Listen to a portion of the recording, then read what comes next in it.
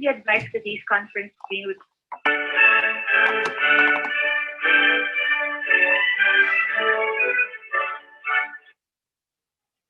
Good day, and thank you for standing by, and welcome to the COVID-19 Media Briefing Conference Call.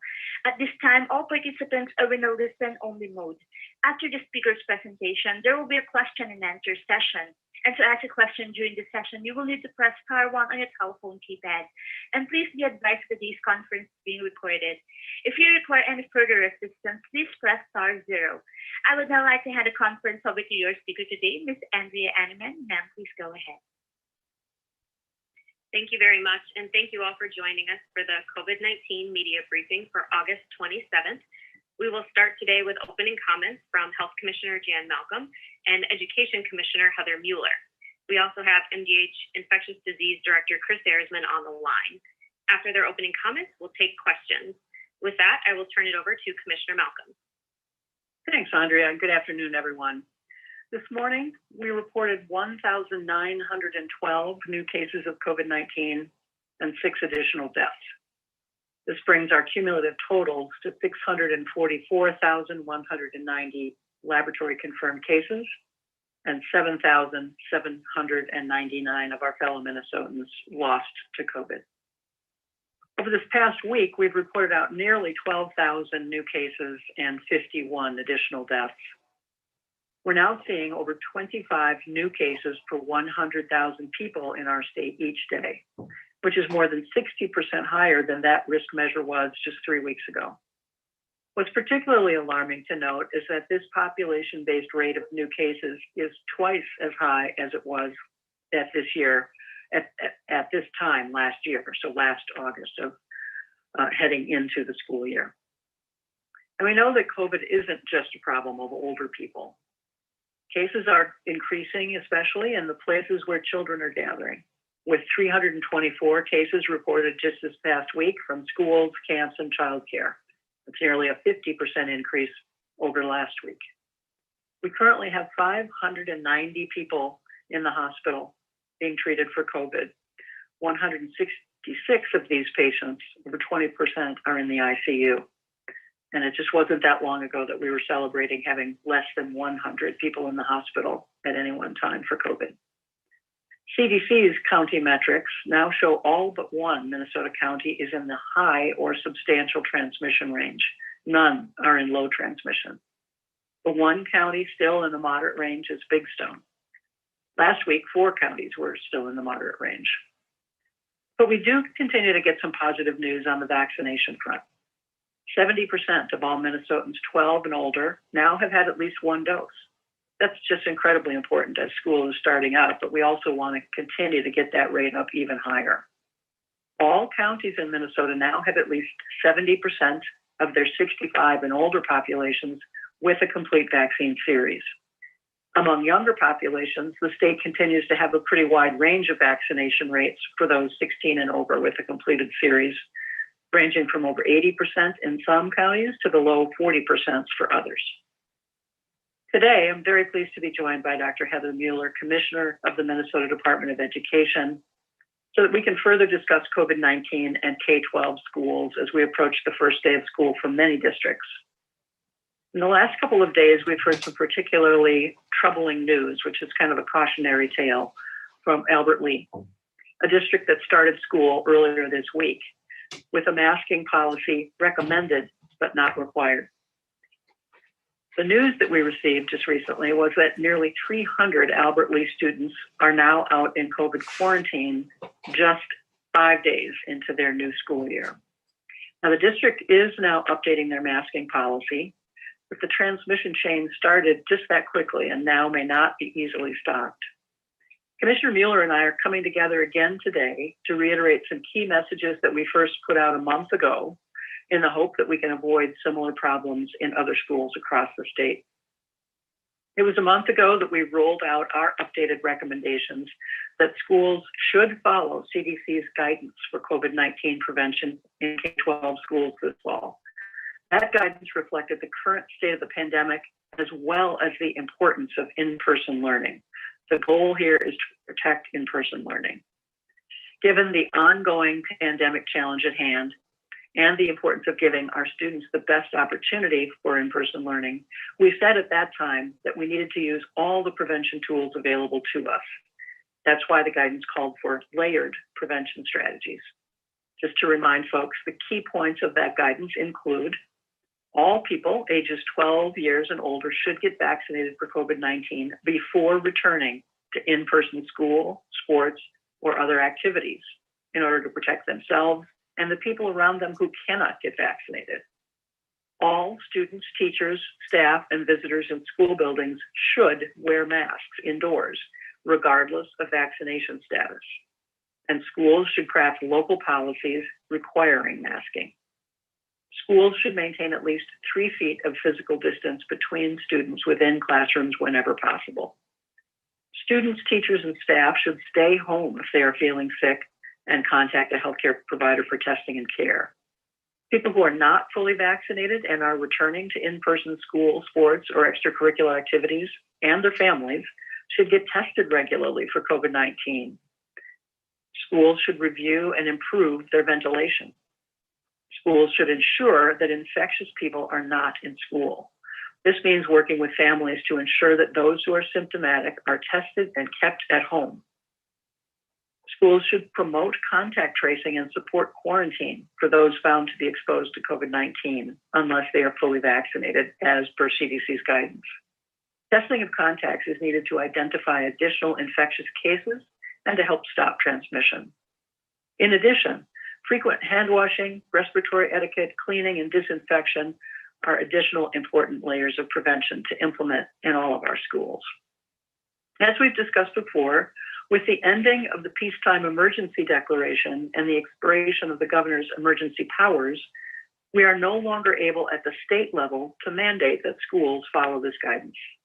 Local schools have the responsibility to establish effective health and safety policies. But we're concerned to hear reports that in some school districts and schools, the fact that we at the state are no longer mandating these prevention measures is being misunderstood to mean that the recommendations are not important or that we don't feel they are essential to implement. I want to be really clear on this point. This layered prevention approach is something we are strongly urging schools to follow. In the face of the highly contagious Delta variant, there has never been a more important time than right now for everyone in schools where there is a high transmission of the virus to be masking and using the multiple layers of prevention available to prevent infection. And our recommendation of universal masking is a recommendation for schools to require it. This applies even for those students and staff who are vaccinated, because recent evidence has shown that even vaccinated people can, in some cases, spread the virus with this Delta variant.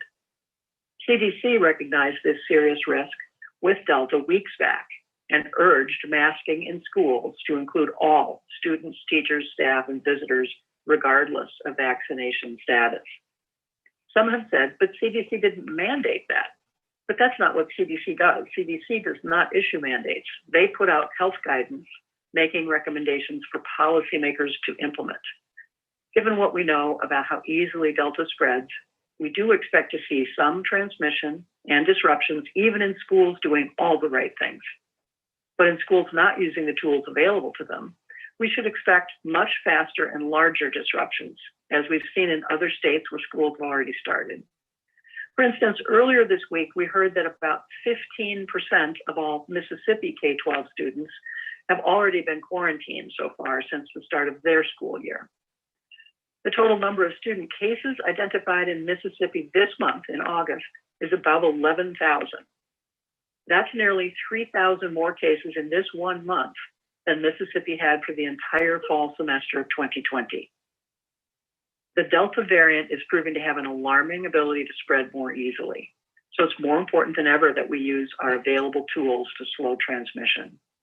Anyone eligible for vaccine possible, and follow the CDC's guidance for continued masking, distancing, and other prevention strategies to help avoid the widespread illnesses and community impacts we saw during the last school year. And with that, I'd like to invite Commissioner Mueller to share her thoughts. Thank you, Commissioner Malcolm, for inviting me to join you today to discuss this important topic. Like Commissioner Malcolm mentioned, as we approach the first day of school for many districts and charter schools across the state, MDE is standing with our MDH colleagues and reminding and urging schools and school boards to adopt local policies and implement mitigation strategies that are multi-layered and following the health experts' recommendations on best practices. I know that there are families who are desperately wanting our schools to require masks, and we have families that are adamant that schools not require masks. Given these polarizing perspectives, I understand the difficulty of these decisions and the amount of pressure that this creates for our school boards, our school leaders, our teachers, our families, and most importantly, our students. Knowing this, MDE remains committed to supporting school communities as they implement local plans focused on the health and the safety of their students and staff. Now, as we navigate the beginning of this new school year, today MDE also released the data for the statewide assessment last spring, and the results confirmed what we already knew. Last school year was an incredibly challenging and difficult time, and one of disruptions, that when we have those disruptions, they have impact on student learning. So just like we did last school year, we're urging our schools to do everything that they can to prioritize in-person learning for our students. This includes adopting local health and safety policies based on the health department's recommendations of requiring universal masking, quarantining, and social distancing. Not only is safe in-person learning extremely valuable to our students, it is also important that families know that their students are spending their days with the adults who care about them deeply and are looking out for them. While we had hoped that our students would have a fall back to school that felt more normal than not, it is clear that this will not be the case. There will be challenges facing our students and staff, and even with knowing that, as an educator for over 25 years, when a new school year comes around, I can't help but feel hopeful. Before I close, I want to take this opportunity to thank our educators and families for the work that you have done, and thank you for the work that you are about to do. We are engaged in incredibly meaningful and difficult work, and your grace under pressure and continued commitment to meeting the needs of our students is inspiring. Our students deserve to be in person, and our students deserve to be safe. And with that, I'll pass it back to Andrea. Thank you very much, Commissioner. Operator, we are ready to take questions. Certainly, at this time, I would like to welcome everyone. In order to ask a question, you will need to press *1 on the telephone keypad. Again, that will be *1 on the telephone keypad. If you would like to withdraw your question, press the # key. Please stand by while we compile the Q&A roster. We have first question comes from the line of Bill Werner of Minnesota News Network. Your line is now open. You may ask your question. Thank you very much. Commissioner, I'm sure you're aware of the rally that's planned tomorrow at the Capitol by opponents to wearing masks. And I would assume they're not going to follow your advice on this, but I appreciate if you would talk about, in the current climate, what are the risks of large gatherings without masks? And a related question, do you have the ability to contact trace or to trace potential infections out of the state fair before the event ends? Are you able to do that at all? Get some data on that. Thank you. Well, thanks, Bill, for the question. I'm going to ask Chris Erzman to chime in on the contact tracing question coming out of the fair. But first, just to reiterate, we know there are a lot of events happening all over the state, festivals, fairs, political gatherings, rallies. So we just, again, want to reinforce for folks that with this degree of transmission of the virus in our communities and the characteristics of Delta that are quite different than the earlier strains of the virus, we just want people to be aware that even an outdoor rally, if it's crowded, people are close together, especially with a lot of chanting and so forth, there is risk in that environment. So of course we would encourage people to be aware of their own levels of risk and the risk of people they may live with or care for, and to take that into account. And that even outdoors in close quarters, masking is just an extra layer of protection. Given the nature of the rally, I think you're probably right that we don't expect to see a lot of masks there, but we want people to be aware that this is not a risk-free environment. And Chris, could you comment on what we might be looking for out of the state fair, and just in terms of how quickly any of that information would emerge? Sure, thank you. So as part of our, case investigations, we do ask people about the activities that they participated in. But the challenge is that we're asking people to get tested about 3 to 5 days after they attended the fair. And so even for people who went yesterday on the very first day, if they get tested 3 to 5 days later, we get the results, we call them, it'll probably be the earliest we could know something would be at the tail end of the fair. So at this point, I don't think it would be realistic to think that we will have any data on potential transmission occurring at the fair while the fair is still in session. But I will just reiterate what the commissioner said about, large group gatherings, even if outdoors, remain risky. And we've had a couple of such events that we've been looking at. So for instance, WeFest, when we looked at this, earlier this week, we had identified 9 cases associated with that. We had looked at Sturgis, and I had said 13 cases, but that's a comment on probably what we'll see from the state fair in as timely a manner as people would like. But we can say that we know that those are some risky environments, and so based on what we've seen already from other venues. Over. Thank you both very much. Thank you. Next question, we have the line of Glenn Howard of Star Tribune. Your line is now open. You may ask a question. Thank you. Commissioner, you said there's been 324 cases from schools, camps, child care. That's a 50% increase from the prior week.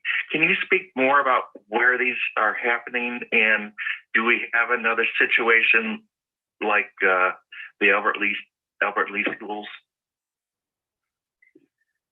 I'm going to ask Chris again to chime in on any additional data about the settings. We just kind of combined all of those places where school-age children and children are gathering at this particular season. Chris, would you add anything? Yeah, so Glenn, we're seeing, child care reports. We're seeing reports from summer camps and summer, day activities. For instance, the Albert Lee school situation has 36 cases associated with it, with 290 in quarantine. So it's a multiple different types of locations that have children in them. But the important thing is that it's increasing, and we're seeing a distinct increase each week, which is concerning. Thank you. And I'm hearing a lot about childcare, and your weekly report from yesterday shows steadily increasing cases week over week. Are you considering any more recommendations about childcare settings? Chris, maybe you could speak just about the kind of the specialized teams that we have working with these various settings. Sure. So, Glenn, we have, in order to provide guidance and support to different sectors, we have teams whose focus is that particular sector. So we have dozens of staff actually whose focus is school and childcare sectors.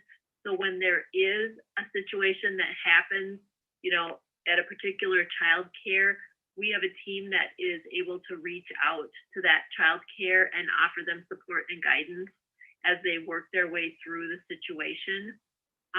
We have put out our guidance for what's recommended for child care, and much like this that both commissioners talked about for schools, it's pretty explicit about the layered mitigation that will work to keep children and staff safe.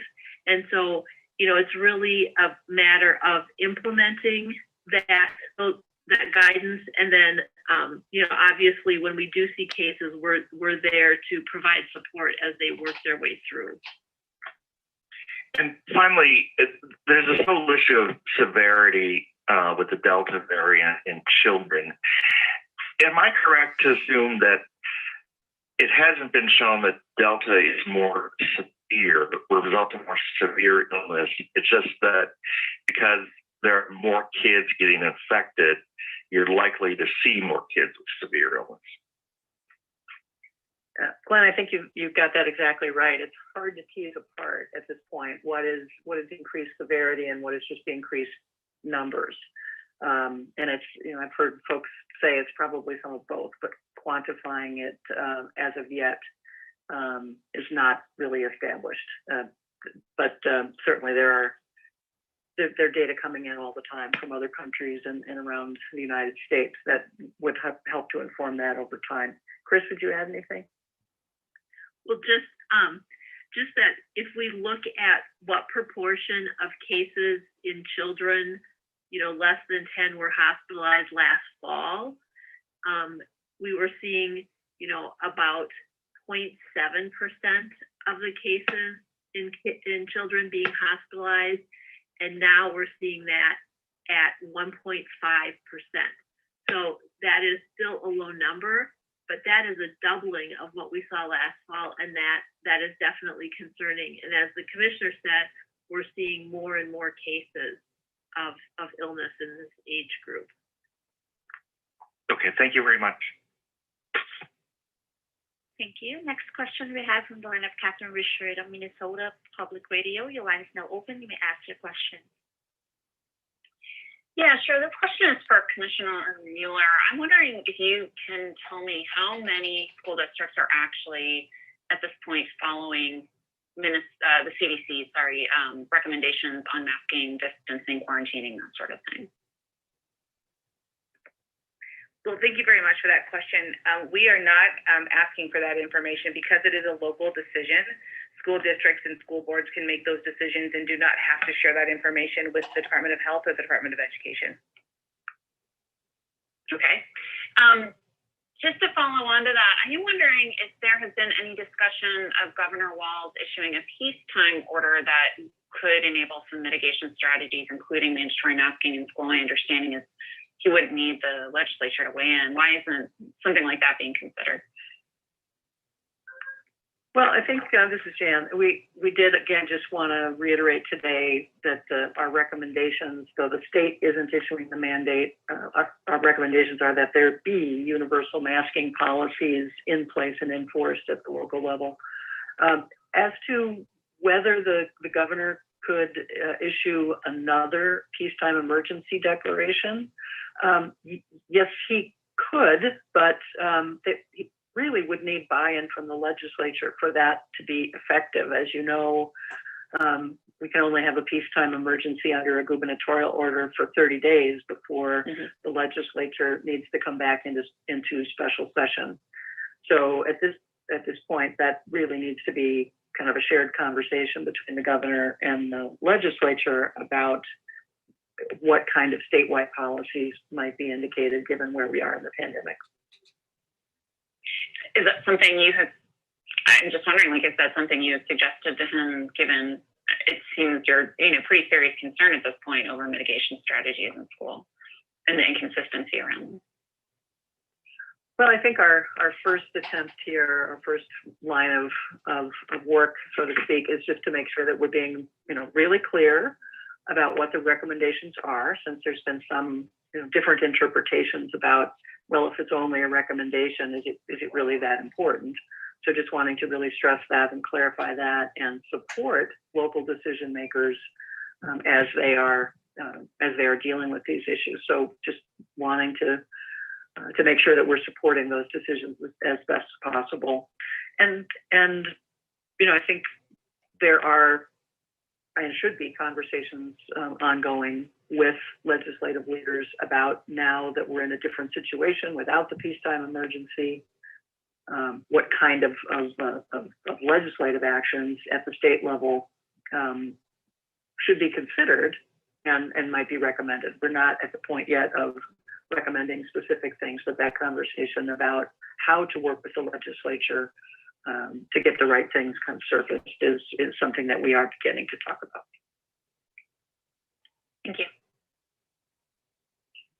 Thank you.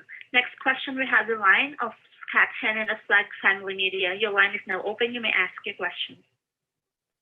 Thank you. My question is related to the latest data. Obviously, a lot of the conversation from you today is related to masks, and it seems like that's even more of a flashpoint than vaccines. The data suggests that the best chance of not getting COVID is with the vaccine. You've explained that even with the vaccine you can spread, but that number then shrinks. So we kind of focus on masks. Could you, a couple things on data points that I'm curious about. The current death rate, what is it? You mentioned the 1.7 number on kids versus half of that last year. But again, the death rate, as I understand, is below zero. I mean, it's below 1%, somewhere between 1% and 0% of people who get it.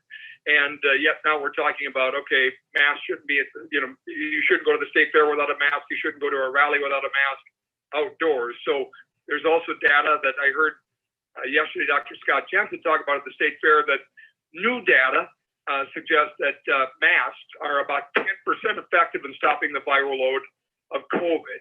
I don't know, he mentioned where he got it. I don't recall what it was, but I'm curious what data you're relying on, what your numbers are on the death rate and also on the effectiveness of masks, and whether we've sort of taken the focus off of what we know works, vaccines.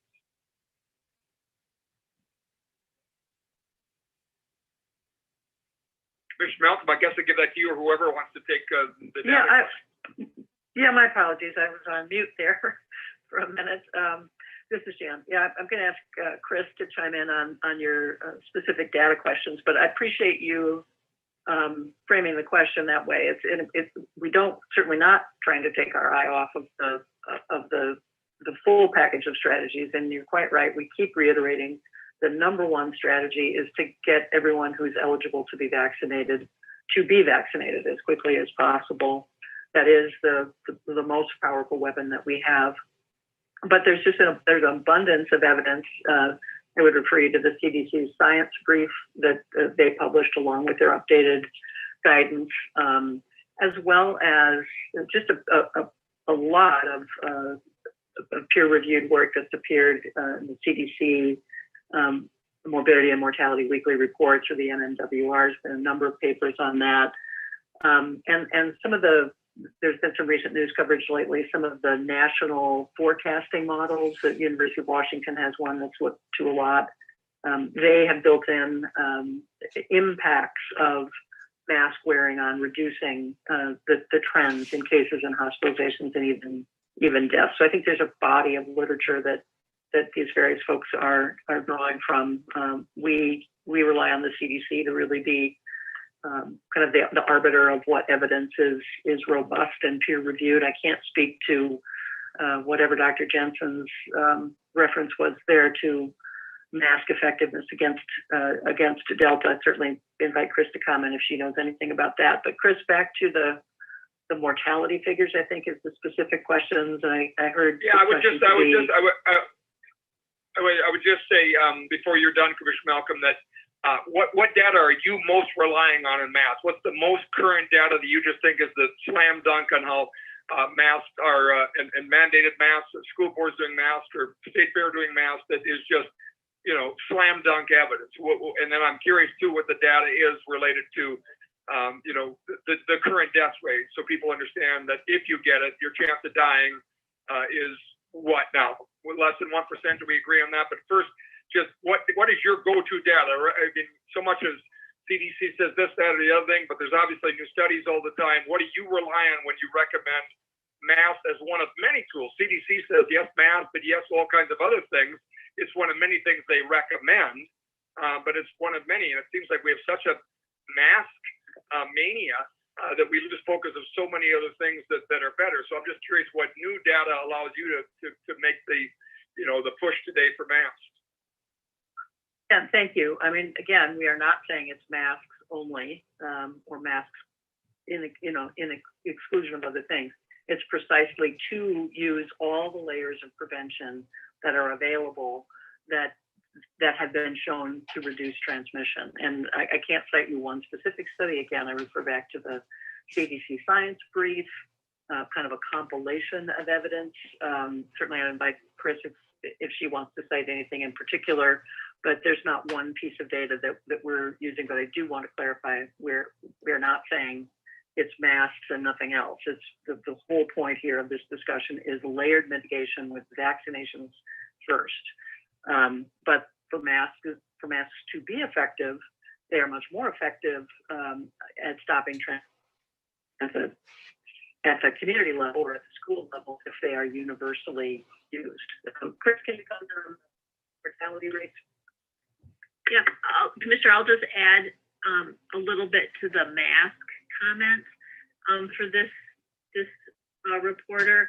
I think what's important to consider, and the data that we looked to, and as the commissioner said, it summarized really nicely in the CDC science brief on masking. But really, what it does is it identifies, it looks at masks and the role they play in doing lots of things. So one is that it serves as source control, which we've talked about, which means that it's blocking particles and droplets from the person wearing it. So when you're exhaling or breathing, you're not going to have droplets going out to someone else. And that was the source control, and that was the message, your mask protects me. But there's also evidence that suggests that the mask that I wear also protects the wearer, so protects me. So they've broken their science brief into a number of studies that talk about how masks, block virus or particles going out as well as protect from coming in. And then they also look at real world studies. So in other words, not just saying we did this test in the laboratory and we found this is what happens with masks, but here are examples in the real world that show how masks have made a difference. And then in addition to those specific kinds of studies, they also look at community studies where they actually say, okay, here's a community that had a mask mandate and here's a community that didn't. And when we look at the broadest community level, we're seeing masking is beneficial. So just to point out that there wouldn't be a single study that would kind of say it all. You need multiple studies that provide information on all those different ways of looking at masks to help you understand their value. And like the commissioner said, I think it's really important that masks get talked about, but they are important just like, vaccination is most important, and social distancing and staying home when you're sick and getting tested, all of those things, they all come together. But since breathing is such a big part of what we do, masks also have an important role. And then for mortality, we're looking at about between a 1% and 2% mortality rate from COVID at this point. So yes, you could argue that it's low, but it is still really significant. We've had so many people die from COVID. Thousands of people die from COVID in Minnesota. So I don't want to minimize that number. Over. And operator, we have time for one more question. Thank you. And that question comes from the line of David Colburn of Timbertree. Your line is now open. You may ask a question. Thank you. My question is concerning biweekly case rates and the utility of that in the current situation. First, I'd like to know if we have biweekly case rate data for Albert Lee. And then more broadly, last year, it kind of devolved into this is a one data point of many. And in my location in North St. Louis County, we maintained in-person learning even though our rates skyrocketed up to mid-30s. And we're right now sitting at 30 and districts that have recommendations only for masks. So I'm wondering how useful helpful that is, and particularly with 2-week lag, if you can provide any more information on.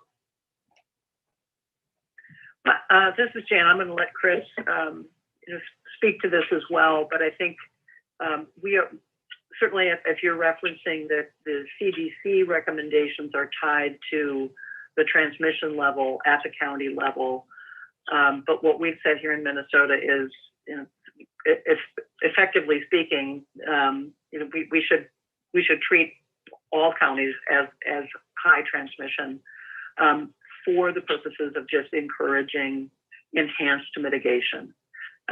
So I think that's kind of the point we're making. It's not case rates in isolation, and it is just with this much virus, and we know viruses don't respect county borders any better than they respect state borders. That we just need to take very seriously the level of virus that is out there and the increased risks that have come with this Delta variant.